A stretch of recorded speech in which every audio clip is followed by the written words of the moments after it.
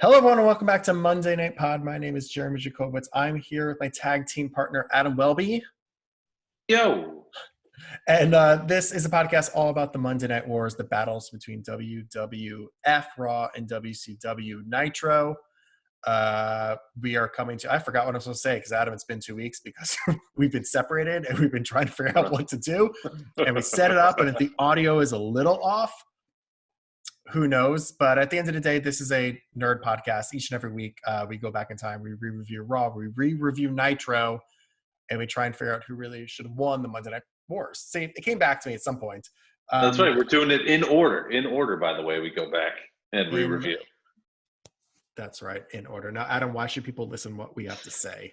Because we've been used to be doing an audience without an well, I totally screwed it up. See, we're both not hitting the ground running here. We are used to running a show without an audience right in front of us, unlike everybody else in wrestling. And you can use, I think, a little bit of normalcy in your lives right now. And so Monday Night Pod, if nothing else, is reliable in your old normal routine.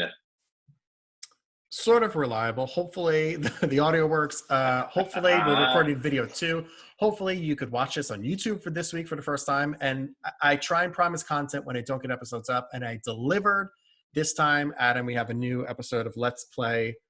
We played WWF Raw on the Super Nintendo. That went up over YouTube over a little 2-week hiatus. Well, a lot of people were on 2-week hiatuses at the time, and as long as we're on video, I'm representing the best friends today. Hold on. Yep, that's right, best friends. Because right now, buy T-shirts, support your favorite people. Don't be Braun Strowman. I think the idea is to buy T-shirts of the indies, not the billionaires. But sure, whatever you want. Well, that too.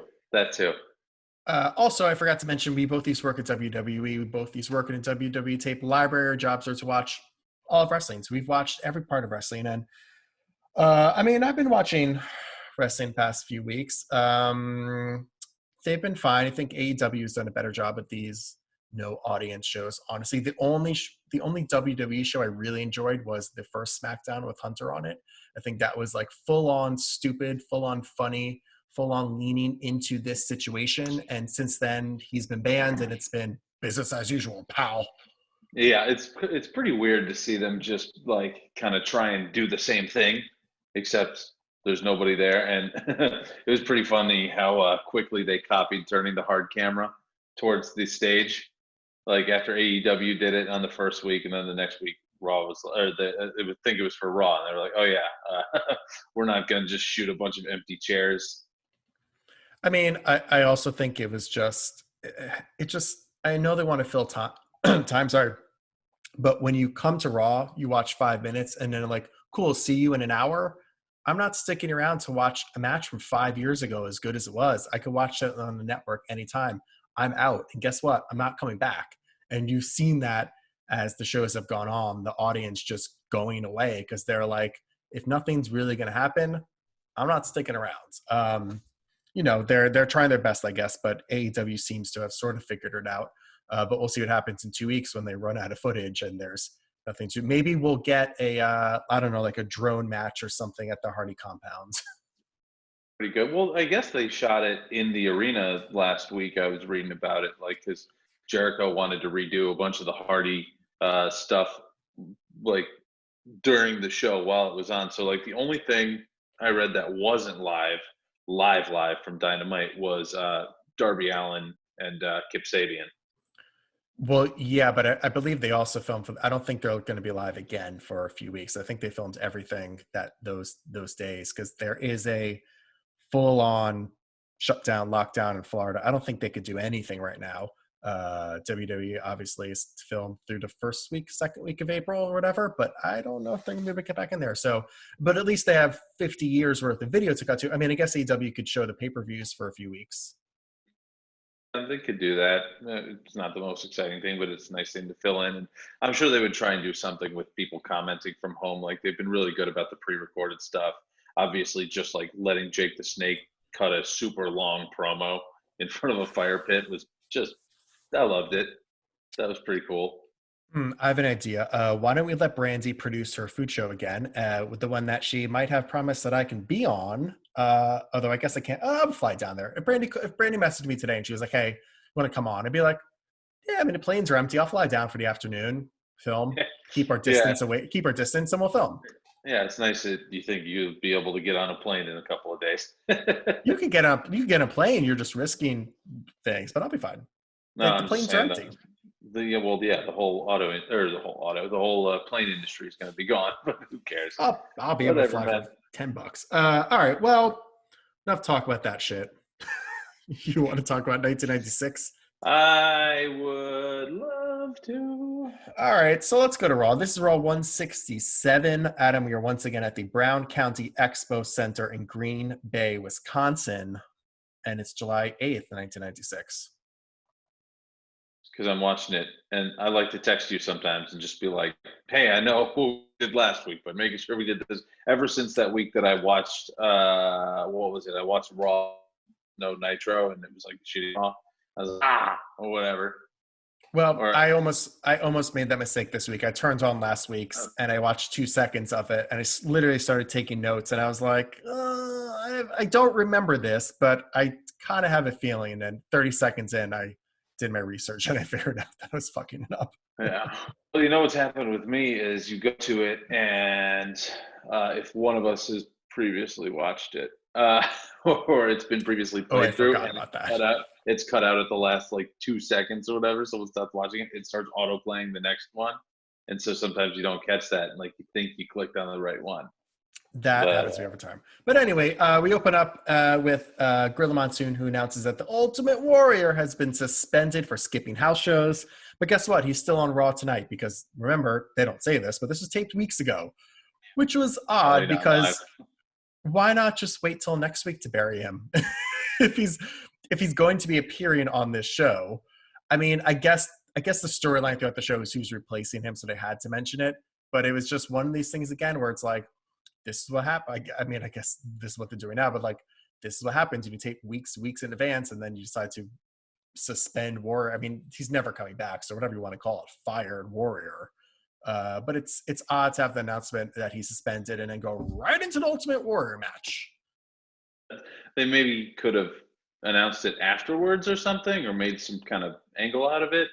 Uh, Right, like dress someone up as Warrior and have him like flat down in the back, like skull cocked in or something, and Vader standing over him.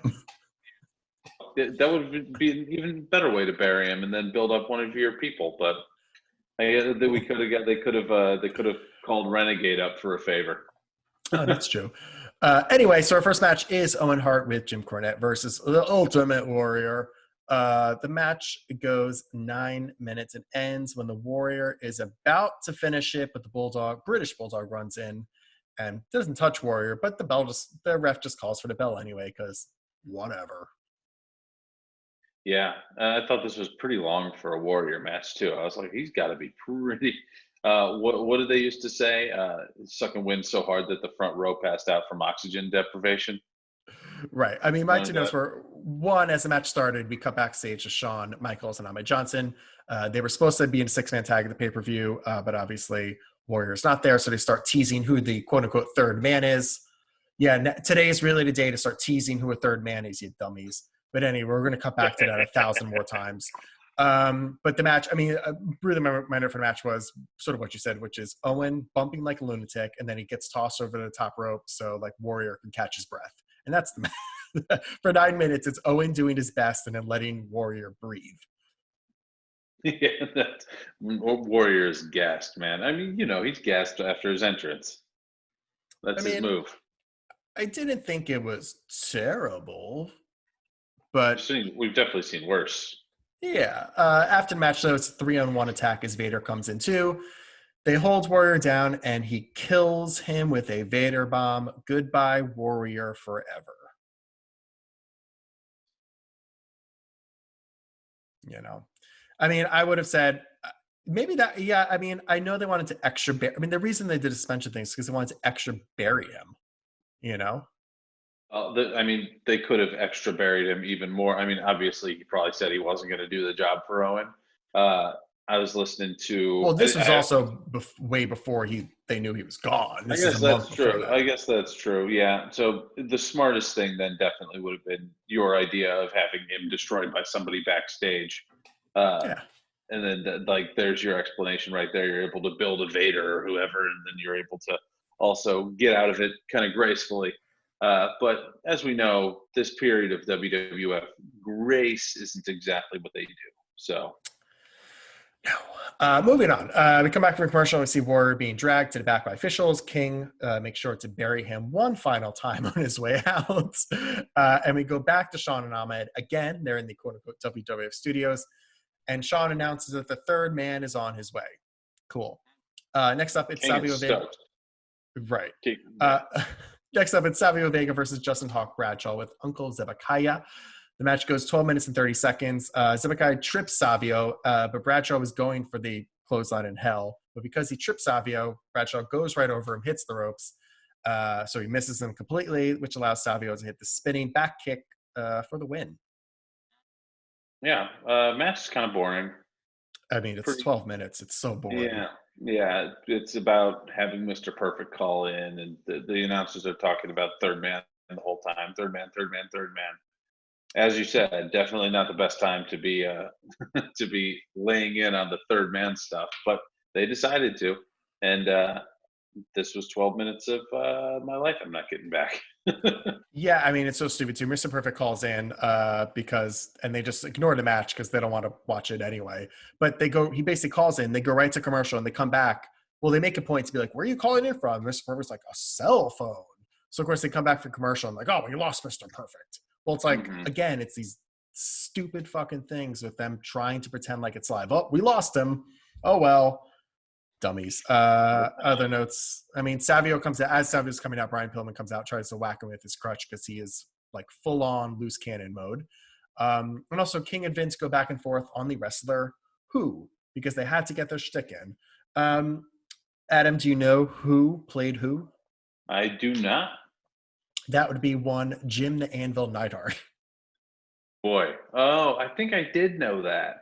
I think we talked about that back in the day. That's funny. But yeah, that's it. After the match, Bradshaw brands Savio anyway, because who cares?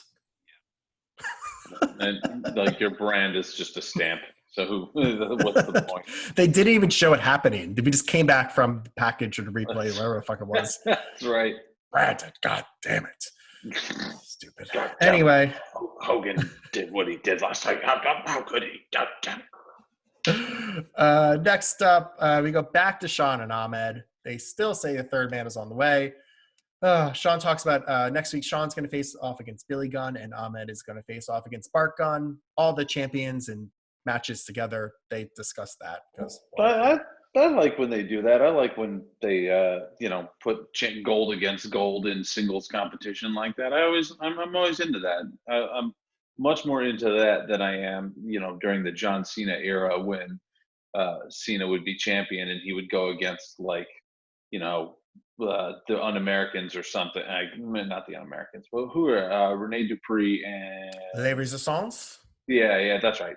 And they'd be like tag champs or something, and you'd have Cena go against the tag champs and just hand them their own asses. That still happens. What does Braun Strowman do every week?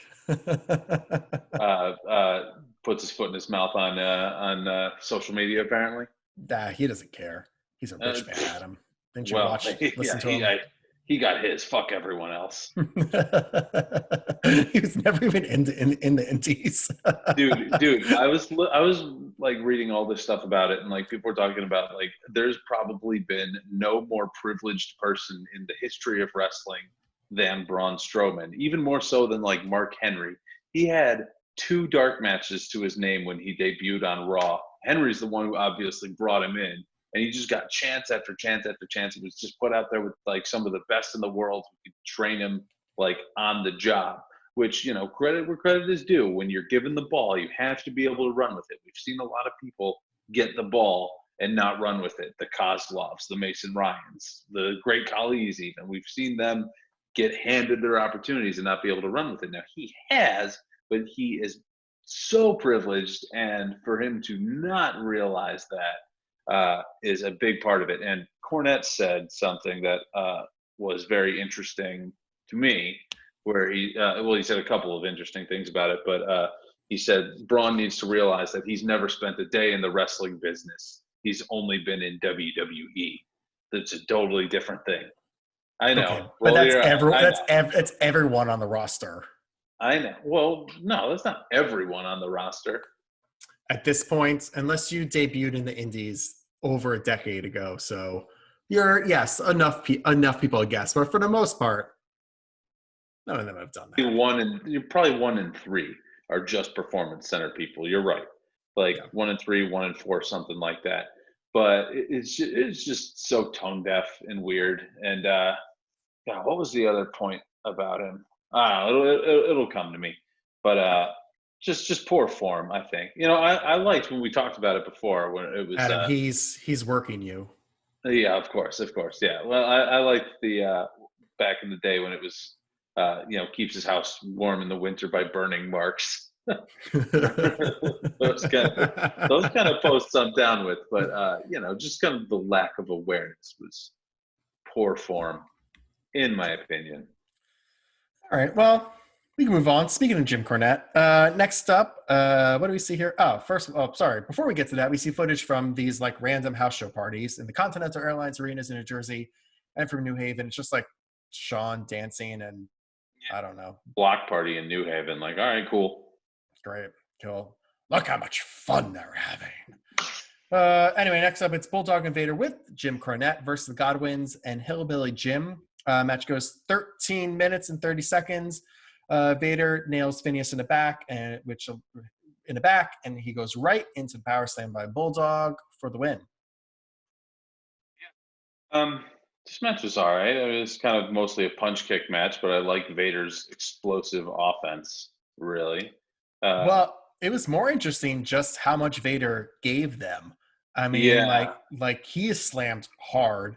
They kick out of the Vader bomb. Like, I really don't understand why any of that stuff is happening when like these are your main event. This is your main event top heel, and you're like, yeah, let the second-rate tag team dudes kick out of your fucking finisher.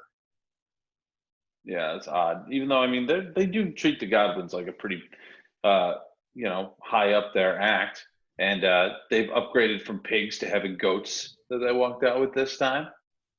There was a funny moment where Vader misses a move in the match, and Cornette's on commentary, and he yells it's because a goat pissed on the mat. And Vader slipped.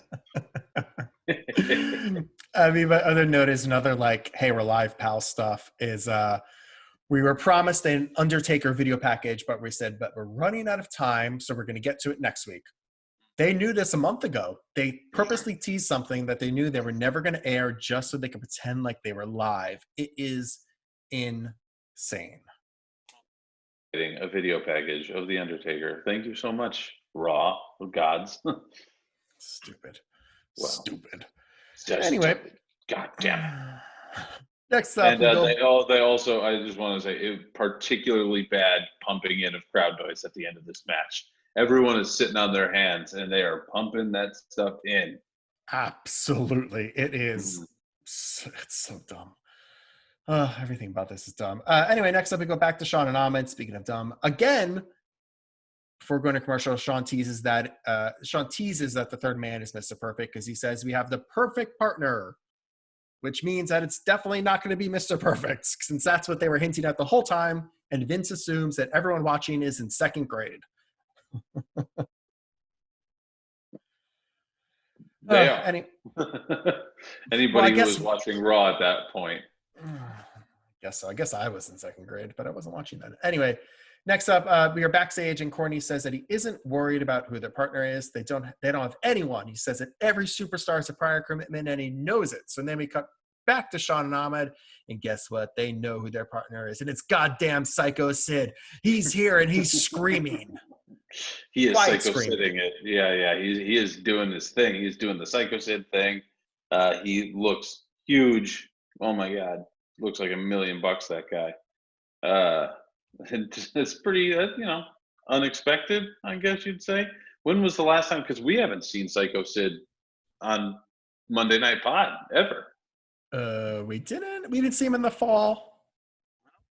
I don't recall any Psycho Sid. I do not remember. But whatever. Yeah, he's back. He's a big man. He's speaking quietly and screaming, and Corny loses his mind as the show goes off the air. Well, and that is your Monday Night Raw. Hold on, let me see. Yeah, I mean, it was pretty much the only thing to watch. Well, there's nothing to watch, but the whole episode is just who's the third man. And normally that would be a little bit of a fun tease, but one, they cut back to it 20,000 times. And I understand that this all had to be added in later. They were in a little bit of an issue because they didn't know Warrior wasn't going to be, that he was going to be suspended leading up into the pay-per-view. I understand that they had to put all the stuff together, but they didn't have to cut back to Shawn and Ahmed 1,000 times. They could have done anything else. They could have aired the fucking lot. They did with them all the time. They could have aired the goddamn Undertaker video package, which I'm sure is stupid anyway, but use that instead of teasing Shawn. And the whole thing with the third man too is like, is this a rib on WCW? Because guess what? WCW just crushed it like no other wrestling company's ever crushed it before the night before. And you're going to use this time to like poke at them? It's ridiculous. They're losing every week. Hogan just turned the biggest event in wrestling history. And they're like, oh, we'll show them what a third man is. I mean, it's just, I don't know. I don't understand it. Maybe we did see him because I'm seeing that I'm looking on his Wikipedia. It looks like he was spending a lot of time at the USWA from 94 to 96, but he might have been in November of 95. That sounds about right to me. So yeah, November 13th. I'm gonna see if I still have my notes from back then. Well, I mean, I do somewhere, but my brain notes told me he was there. I remember. All right. Well, your brain notes are better than mine. Well, you know what? Audience listening, you were smarter. You might have listened to, you might be binging every one of our episodes where you might have listened to the episode this week. If you did, drop us a line, chat with us, let us know. You can follow us on Instagram, Monday Night Pod, Twitter, Monday Night Pod, YouTube, Monday Night Pod. We're on all the podcasting platforms at Monday Night Pod, and you can email us at info@mondaynightpod.com. So if we were right, if we were wrong, tweet at us, tell us that we're the smartest men in wrestling, or you can tweet us and tell us we're the stupidest men in wrestling. Yeah, well, I mean, at least I know I'm one of the stupidest. No, yeah, we've definitely seen him. It's just so long ago that I forgot because he was rolling with Ted DiBiase. It looks like he had like matches with Jannetty is something that we saw. So yeah, he has been around. It's just been quite some time. It's been months and months. Yeah, I want to say it's maybe the first time in 1996. From my notes, it looks like it's the first time in 1996. All right, there we go. Well, Adam, that was Raw. Any last thoughts? Oh boy, I liked Vader's offense in that tag match. That was mostly it. Obviously, Warrior match was too long. Vega, Bradshaw, who cares? I couldn't even pick out like an awesome thing from this episode that I'd be like, hey, go check this out. You know? Yeah, we didn't even get to see Sunny. What a fucking waste. Oh well. Anyway. No Sunny, no Cloudy. Yeah, no Cloudy either. We need to follow up on that. Anyway, let's go down to Nitro. Nitro is live. They're live from the Disney MGM studios in Orlando, Florida. This is episode 43. And Adam, here we fucking go. Last night, the wrestling universe was flipped on its head. Nothing will ever be the same again because the third man was revealed to be Hollywood, or not Hollywood, but Hulk Hogan joins the Outsiders and the NWO is officially formed. One of the biggest nights in all of wrestling ever. And we're going to hear a lot about it throughout the night. It's going to be a running theme, but you know what? This is worth it, not goddamn Psycho Sid. Anyway, so remember, they are at Disney MGM Studios, so they're outdoors and like a little set, literally like in the middle of Disney, which is, I think, a pretty cool setup. Actually, I was thinking like, this is super cool. I like how they're doing some. I mean, I always like in wrestling when they do something different, and I hope that we see AEW do stuff like this moving forward at some point. Well, it feels very Delaney Place. Is that the name? It feels like their Jacksonville spot, right? Yeah, a little bit. And I mean, it's we know obviously that in WWE they like keeping everything kind of uniform. Everything looks the same. I think that way for cutting video packages and for obviously for setting up traveling around with your crews and everything like that, setting up the show beforehand, breaking it down. There's obviously a lot of advantages in the uniformity like that, but it's so cool when you get a unique show like this. And we're going to see some other stuff throughout this show with people's entrances and whatnot that are going to also add to that. Spoiler alert: there is a tree in the middle of their entranceway. I'm surprised it didn't come more into play, but I'm like, hey, there's a tree there. How freaking weird is that? It's just out there, and I love different wrestling, and so I'm excited, not just because of the storyline stuff in this show, but we get something different visually for this. So yeah, I'm on board. Let's Nitro, baby. I like it. If Vince would have seen that tree, two things would happen. Either Jeff Hardy would have asked to jump off of it, or he would be like, "Get that fucking tree out of here," and they would have cut that fucker down and shredded it into whatever and gotten rid of it. But anyway, Nitro didn't do that. Let's see here. Tony and Larry open the show and talk about obviously what happened last night. As I said, we're going to talk about that endlessly. We see photos of Ray versus Psychosis and Disco versus Dean Malenko. Ray won, Dean won. So guess what? That sets up our WCW Cruiserweight Championship match to kick things off. Rey Mysterio Jr. versus the WCW Cruiserweight Champion Dean Malenko. Match goes about 10 minutes. It is fucking great. And Ray reverses Dean into a Rana and is able to steal one for the win and the title. Fast match, and it was like just reverse for reverse. There was one point actually where Ray completely missed Dean with an acai moonsault to the outside, and it was pretty gross. It's not so much that he missed him. I think Dean missed catching him also, but the crowd was really into this match. There were a bunch of cool spots like a top rope gut buster, and Malenko actually gets over real good as a heel during this one. Stretches the shit out of Ray early on, right?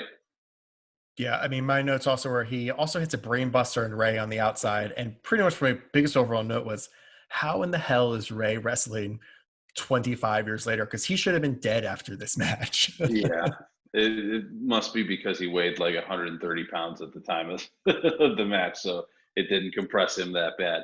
But I guess so. Dude, they went at it, and it was a hell of a way to open the show. Great. Yeah, I mean, it went 10 minutes. It honestly flew by. My other favorite note is, for some reason, I feel like WCW has done this a few times. They've decided that the first row is going to be the handicap section.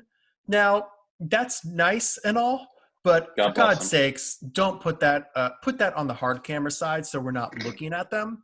When we're watching wrestling and all we see are people in neck braces and wheelchairs and they're 95 years old, it's not the best visual. You could leave them in the front row, just put them on the other side of the ring so we don't have to watch them the whole night. It's listen, in TV, you know that. The first thing you do is you find the prettiest people and you put them up front and you hide the people you don't want to see.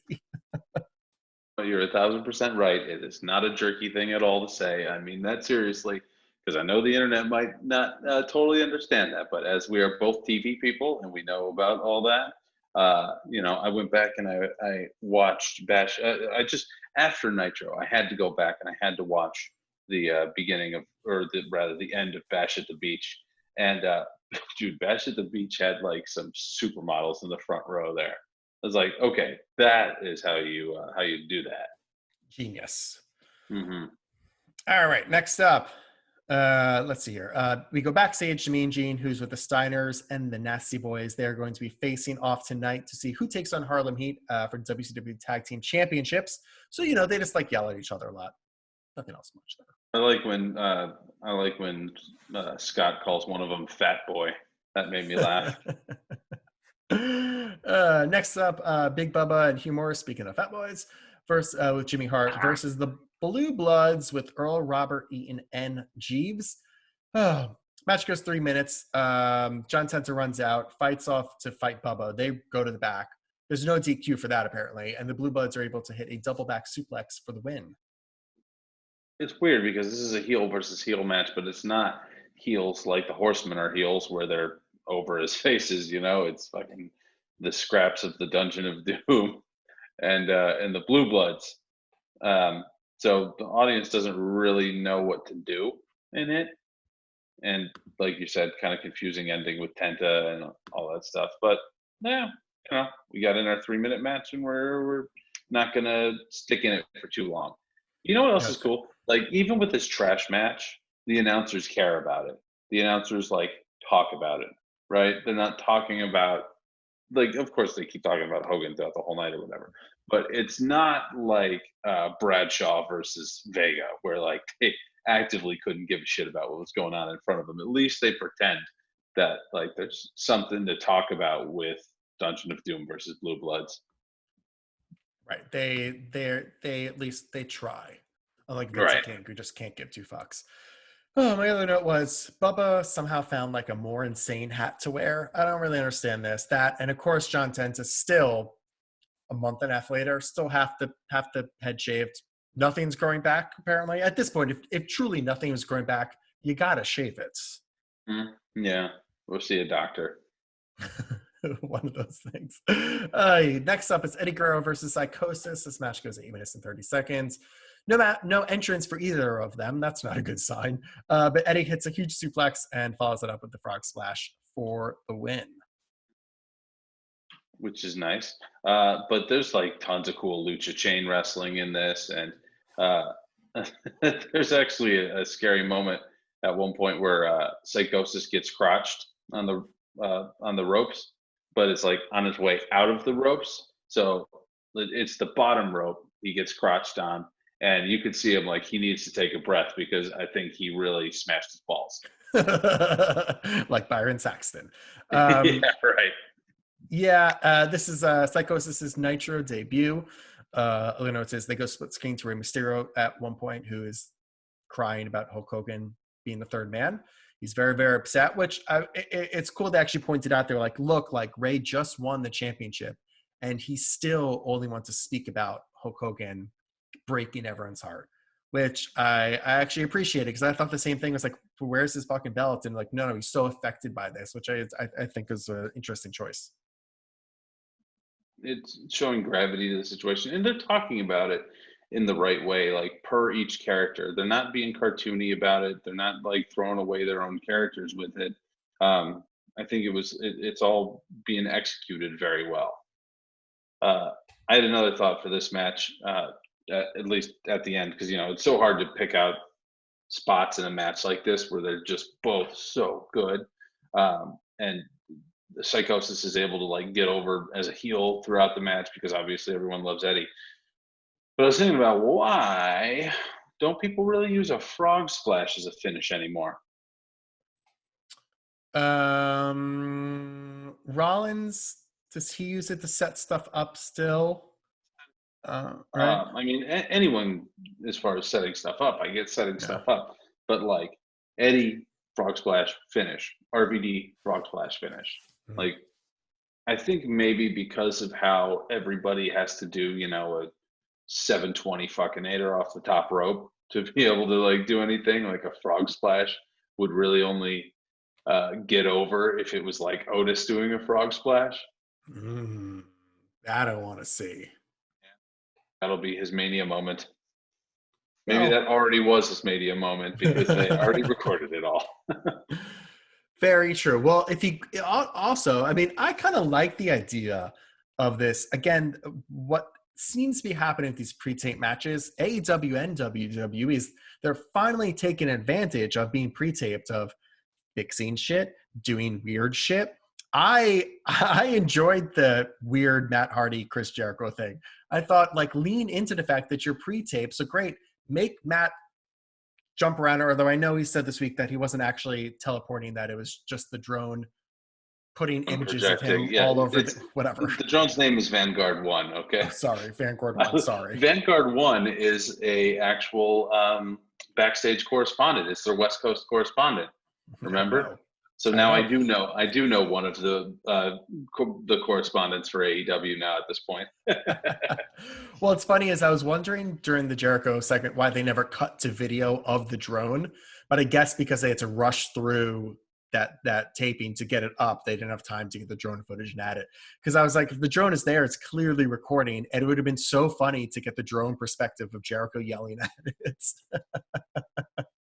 I'm so amazed because every week I think like, well, Jericho did it. He reached the top of how much he can entertain me. And then the next week he's, calling Vanguard one a real piece of shit and saying he doesn't appreciate its political posts on social media.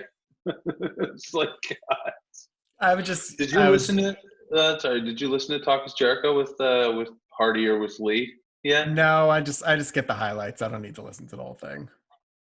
Well, I've been splitting logs in the yard, so I was listening to some podcasts out there with that, and it's just really really interesting to hear about kind of all this stuff with them being on their way out. I mean, I'm only halfway through Brody Lee's one, but interesting perspectives to hear them talking about getting out of WWE at that point, and just like how hard they're going after everybody with money.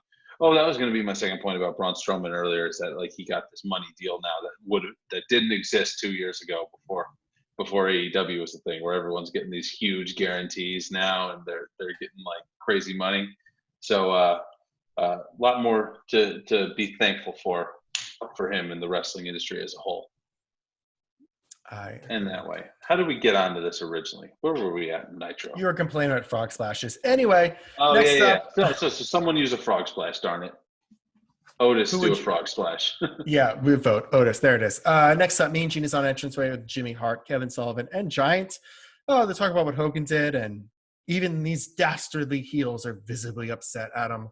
But Giant and Sullivan are also still pissed with the Horsemen, so there's still business to attend to. Uh, it was interesting that I liked this point that Sullivan made because it was subtle. He said that he had worked so hard. Him and the Dungeon of Doom had worked so hard to destroy Hulkamania, and it was like the only thing that they wanted to do in the world. And now, since Hulk destroyed Hulkamania himself, he took that from them. I was like, oh, that's cool. I like that. Like that's how you can make a layered heel kind of thing. That's for the Dungeon of Doom. Now you can see heartbreak on them because everything that they've worked for was taken away from them. I thought Yeah, that was no, like a great level of subtlety that it was. WWE would never have been able to pull off back then. God no. Well, this is also what happens when Sullivan is the writer. He could come up with something and no one told him no. But yes, it was a very smart move of like why you would still be upset. Like sometimes it's very easy for the heels to be like, oh, wait, he turns and everything. Like he wanted Hogan to always do this, but he didn't get it his way, and that makes him even more upset and teases things for maybe something down the line still too, which obviously Sullivan is also doing because tease yourself to go up against a big dog, you know.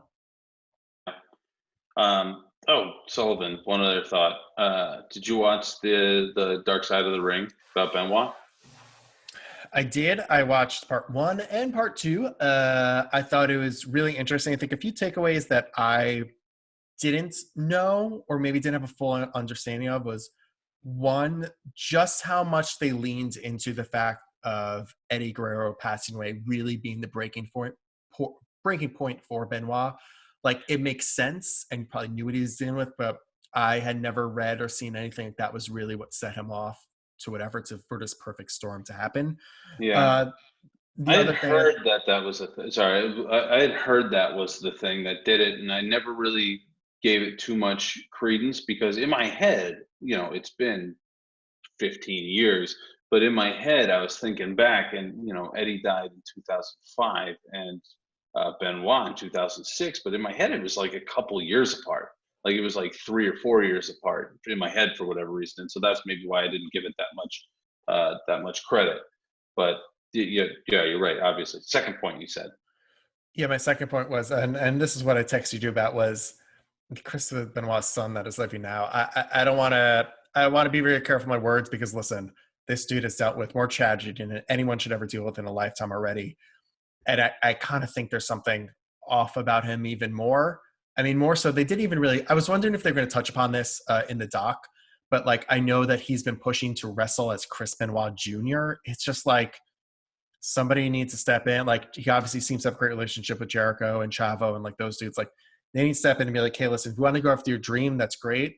You probably should like put a mask on and change your name, and change your name to your father's name doesn't seem like the best move. It's odd, and he came off as a little odd, but you can't not have sympathy for him, obviously. It's got to be just such a deep level of damage. I haven't watched part two yet, but I know he talks a little bit about how like, WWE wasn't there for him and all this other crazy stuff. And you know, I hope he gets the help that he needs. It's probably not a wound that you ever really heal from, but yeah, I like your idea of a mask and everything like that. Maybe work your way back in somehow that way. Even if Maybe he goes with even his if, mother's maiden name. Well, did they talk in part two at all? Because I don't understand. Why did like where did he have him when he was like 22 or something? Like with I don't know the guy's age, but yes, he had this kid before Nancy. That's why he's older. But I and I mean, think he was married too before Nancy, and then he was yeah, Nancy's third husband. yes. They didn't really get into the timeline of that so much, but I mean, if he does want to, I mean, I don't know why this would be any better, but maybe he wrestles as Pegasus Kid Jr. At least like that's not. I mean, wrestling nerds know who Pegasus Kid is, but like if he's wrestling, I mean, I guess if he's wrestling indies, everyone knows who Pegasus Kid is, but it's a way of I don't know if honoring he's even his wrestling in stuff. the industries yet, though. I don't know if he's trained. Well, I know he's spoken about it, and pretty much WWE was like, no. But you'll see in the second part that he is very friendly with AEW, at least very friendly with Jericho, and he was a guest backstage at AEW. So I wish him the best, and hey, open invitation to come on Monday Night Pod, as I love to say. sure, great. Moving on. Next up, but it is a wonderful doc. Vice crushes it. The whole show is great.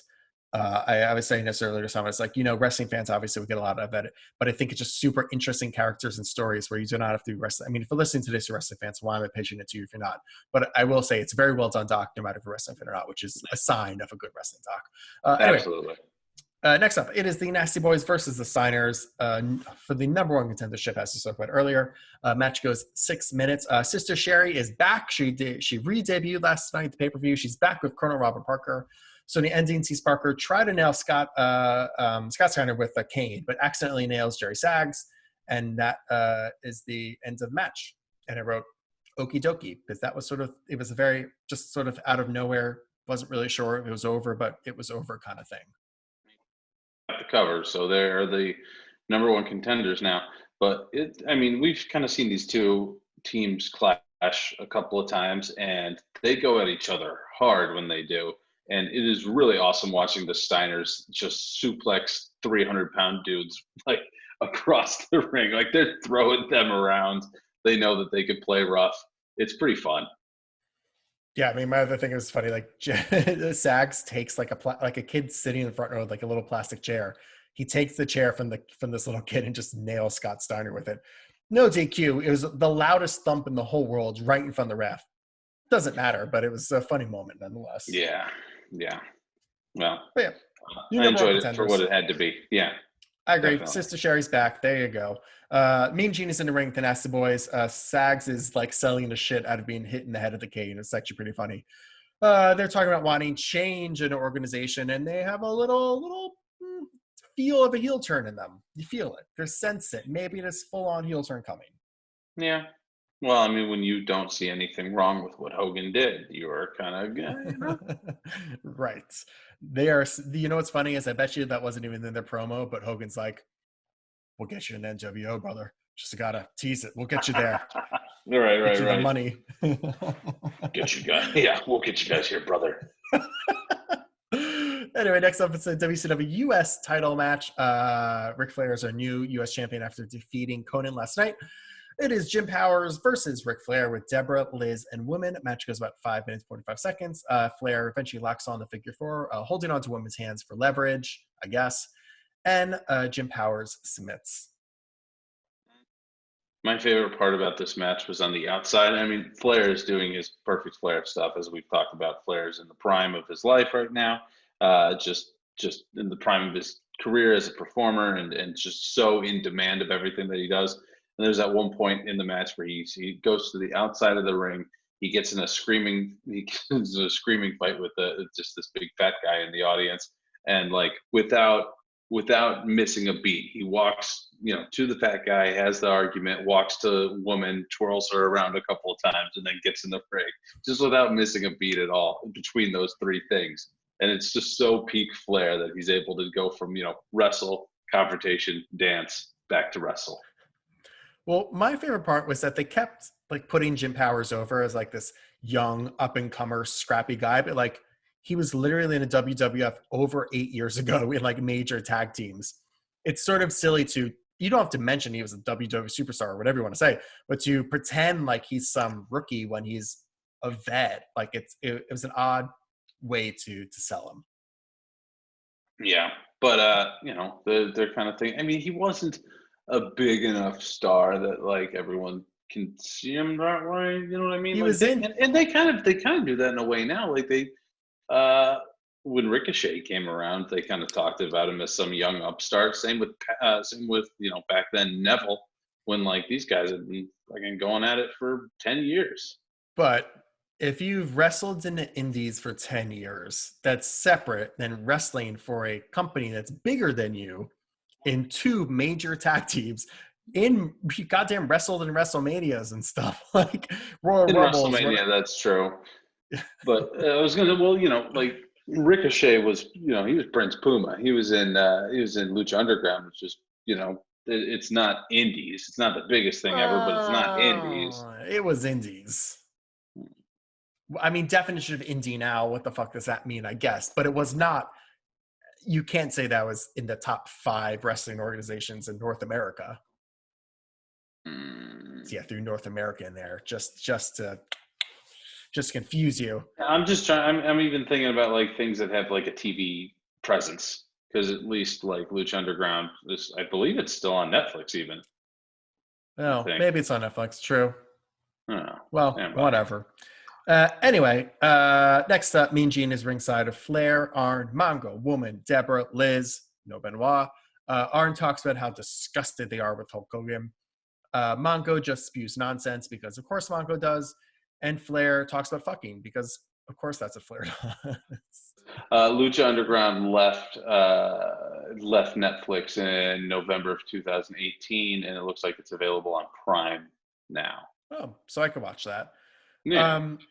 Yeah, I mean, this promo was fun. I mean, Arn was the best part of this promo, speaking to, he was saying like, he's like, they've never been always good guys, but like they've never pretended to be good guys, which is the point of why what Hogan did was so disgusting.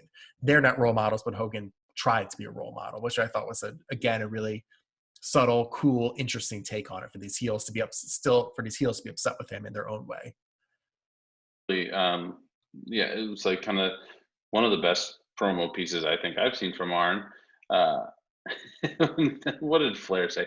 His quote was, yelling about Hogan or something, but he's like, he's not really going to be on Flair's radar because, until you can heal the sick, raise the dead, and drive little girls out of their head. Woo! He's just doing all that stuff. It's so good. And he's pouring champagne while the other guys are pouring their hearts out, except for Mongo, of course. Mongo manages to make everything worse. Mongo doesn't know what's happening. Anyway, Eric and Bobby, remember we're in the second hour, sorry we missed that. So Eric and Bobby are now announcing they fight about who we see clips of Luger getting hurt last night at the pay-per-view, and they're still discussing the NWO because of course they are. But next up, it is Chris Benoit versus Sergeant Greg Pittman with Teddy Long. Match goes 2 minutes and 45 seconds. Benoit just destroys him and locks on a crippler crossface for the win. He does not submit. Teddy comes in and what am I trying to say? He throws in a towel, but not literally. Figuratively. What am I trying to say? Figuratively? He submits. I don't know what I'm trying to say. Yeah, because he does literally submit for him. Right. He hasn't thrown it, but they said he threw in a towel. I'm trying to say he didn't actually throw in a towel. Right. Figuratively throws in the towel. Yes, that's the word I was trying to say. And there you go. 2 minutes, 45 seconds of Benoit just destroying him. I have to be very careful with my words. I wrote Benoit destroys him. That was like the 10th word I wanted to say, but you can't use those words with Benoit. Pittman had some cool suplexes in this spot too. we've talked about this before. There's like a little spark in Pittman. Like he doesn't have all the pieces that need to come together. Obviously, he doesn't become a star. But like when I watch Pittman during this time, I can see little pieces that I'm like, I wonder if he was that age today and was at the performance center, with the amount of resources that they have to really make somebody and mold them into something successful. I wonder if he could have been that. I mean, we'll I, never know. I don't know, only because I think technically he was a pretty well-skilled wrestler, but I think nowadays, if you look at the performance center dudes, you have to be super athletic no matter what your size is. Like Keith Lee has destroyed every wrestler from now on forever. Because it used to be, well, he's a big man, so like he could just do big man stuff. And then like, oh fuck, you watch him go and you're like, well, that's it. How do you get better than Keith Lee? Keith Lee can do the frog splash, and then I'll then I'll mark out. I bet you he will. But yeah, that's that match. Anyway, next up, it's Arn Anderson versus Sting. Lee, Match. I was gonna say, how does Keith Lee not have a WrestleMania match? It's Well, nobody mind has a numbing. WrestleMania match. Well, Anyway, Arn Anderson versus Sting match goes 9 minutes and 30 seconds. Don't worry, nothing happens because that ain't the match we're talking about. Most of the matches spent teasing NWO arriving at the show. We see a limo arrive, go back to the limo. Eventually, we see that the outsiders are here. The fans and the announcers do not care about this match, even though it's Arn Anderson and Sting. The outsiders eventually make their way past the tree and to ringside. Security tries to stop them. Savage runs out. The match literally halts for like 30 seconds. And then just go right back to it, and Sting locks on a Scorpion Deathlock for the win. But it's pretty much and Arn goes for the DDT, and Sting blocks it by grabbing the rope, and then while he's gone, just puts him in the Scorpion Deathlock, and then it's done. Yeah, the match is just them sort of going through the motions, waiting for the outsiders to hit the ring, which is fair. And would have wanted to see a little bit more out of this, but that's a story, so let's do it. Anyway, after the match, Mean Gene interviews Sting in the ring. Sting says that he's very surprised with Hogan. He said he should have known because Hogan wouldn't travel. Hogan would only travel on his own, not with them. He said he's always going to Hollywood. He's been walking on the dark side. He says he trashed every little kid, but you know what? You told the kids to stick it. You stick it, Hulk. I thought Sting was great here. Yeah, I thought that was almost, well, I mean, who knows what was improvised back then, but that was after Mean Gene, like, Sting goes through his thoughts, whatever, and Mean Gene, like, takes the mic back, and, like, Sting just, like, grabs it from him and pulls it back to give his little, like, no, you stick it, Hulk kind of thing, which felt organic, Yes, it felt real, it felt organic, it felt the real rage. Savage is out there, too. He says that he has a message for Hollywood Hogan. He says if he can't make it at TV, especially, but he says he can't say it on TV, especially at Disney. Thanks, Mach. Love Mach. Anyway, we go back and we come back, and Mean Gene is now at the limo with the outsiders. Nash says that WCW and the fans took a beating. They say that next week Hogan will be here because he's back on set tonight. And then we go to another commercial before going back to Eric and Bobby to end the show. They're very somber with it all, of course. But Heenan has taken this very personally, which is fun.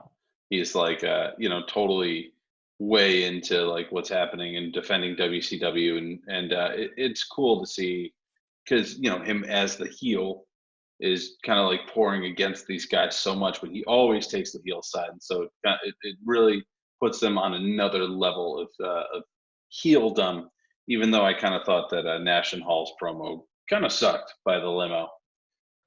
Well, my two notes were one, speaking of Heenan, I mean, I think the bigger point of that was like Heenan has spent over a decade saying all these things about Hulk Hogan. So finally he's been redeemed as like, he's like, I knew it the whole time. I knew it for every time I trash Hogan. I've been telling you guys for a decade that he's a bad guy. And finally you see, so he's so redeemed by this. Yeah. Also, the other thing is like, in your brain, you forget things.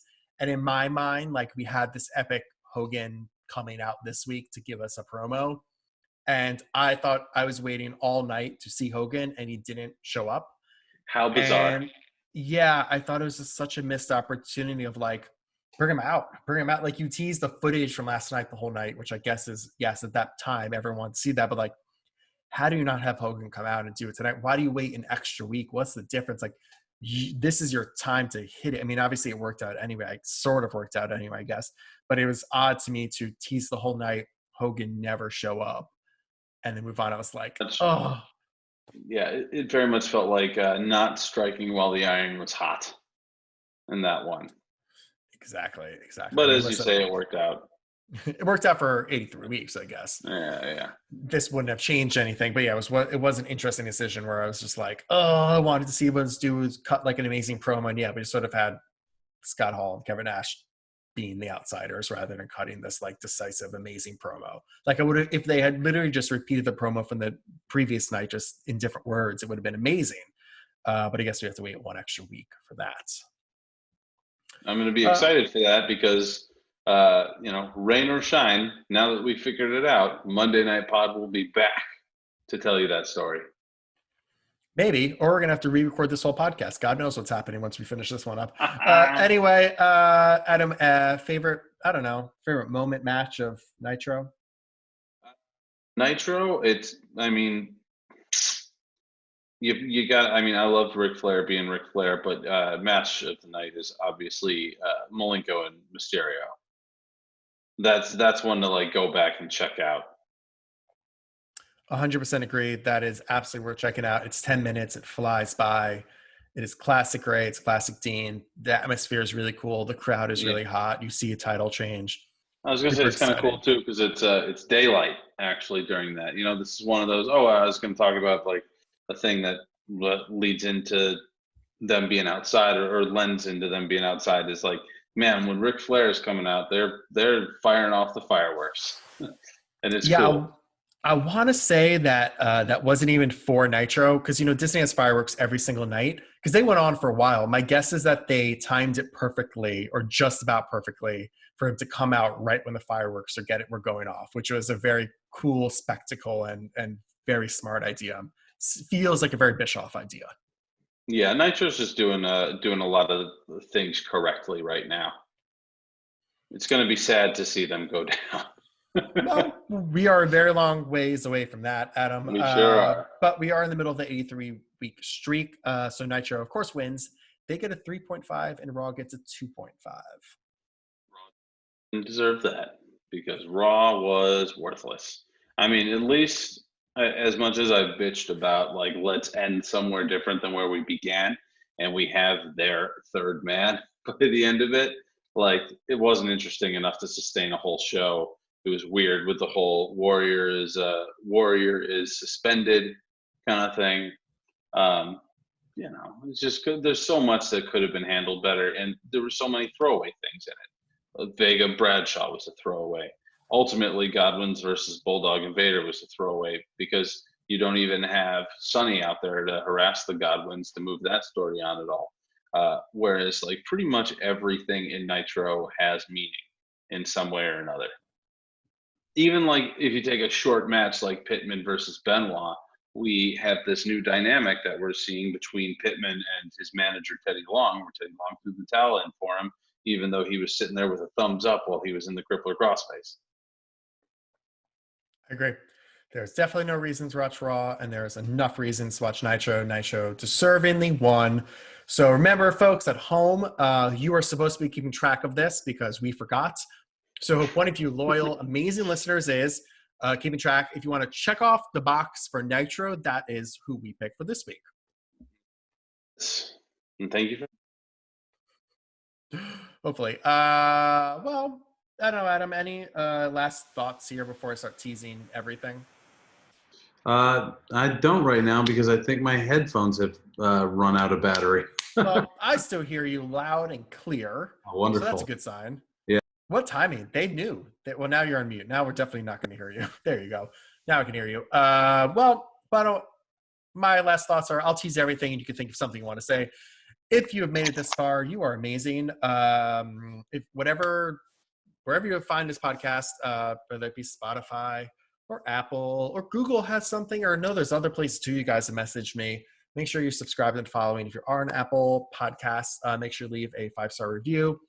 We like critical, what is it called? Constructive criticism. You Leave a like 5-star. constructive criticism. I like heaping praise. That's Fair.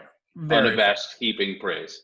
Leave a 5-star review. Say what you want to say in the comments. I don't care what you write. Adam wants to, you can write good things about Adam and bad things about me. Doesn't matter. Follow us on Monday Night Pod on Instagram. Follow us on Monday Night Pod on Twitter. Tell us that we're stupid there too. I like engaging. I enjoy finding people sometimes. YouTube, Monday Night Pod. We put up another Let's Play. We're playing classic video games. We put up WWF Raw for the Super NES, and it was not good, but we kind of enjoyed it. There's your little tease. And you might actually be watching this podcast on YouTube if I got the video to work. So if you are, make sure you're subscribed there, like this video, share this video. And it's also a great place to comment below. If you're finding this for the first time, you can be like, wow, this podcast is amazing. How did I just find you? Or you could write, shut up, you wrestling nerds. You don't know anything. Because that's most of the YouTube comments I usually find. But whatever it is, we don't care. It's about interacting with you guys. It's about engaging with you guys. So feel free to write whatever. We're happy to make the show for you and happy to hear your thoughts on it. That is true. Adam, this is it. We are done. We'll see you guys hopefully next week. Stay safe. Wash your hands. Wash your hands. Bye.